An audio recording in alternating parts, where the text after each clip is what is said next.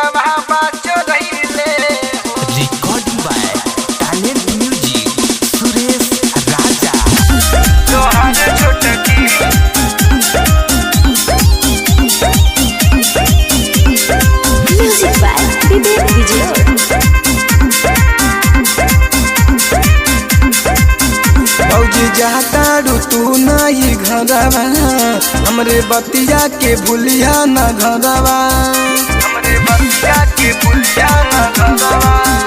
फौजी जाता तू नहीं घरवा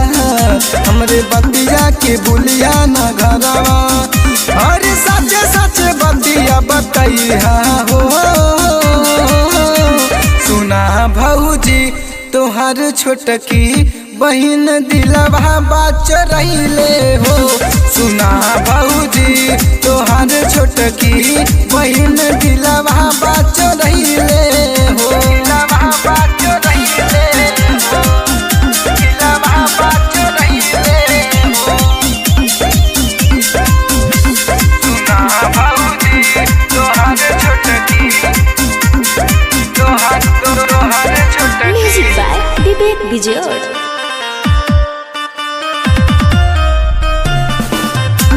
सुना भौजी तोहार छोटकी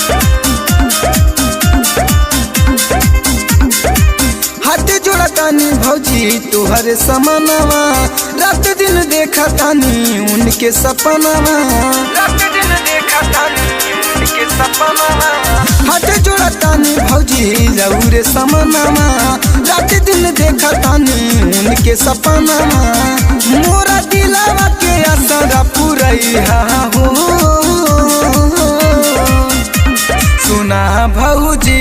तोहार छोटकी बहिन दिलवा बाच रहिले हो सुना भौजी तोहार छोटकी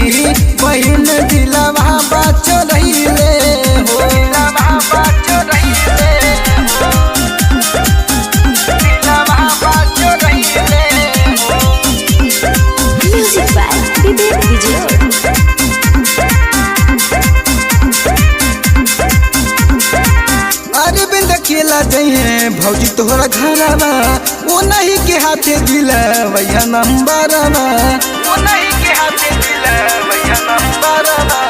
अरे बिंद खेला जइए भौजी तोहरा घरवा वो नहीं के हाथे दिलवैया नंबरवा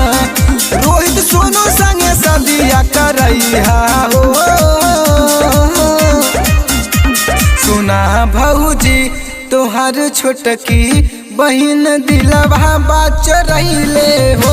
सुना भौजी तोहार छोटकी बहिन दिलवा बाच रहिले हो रिकॉर्डिंग बाय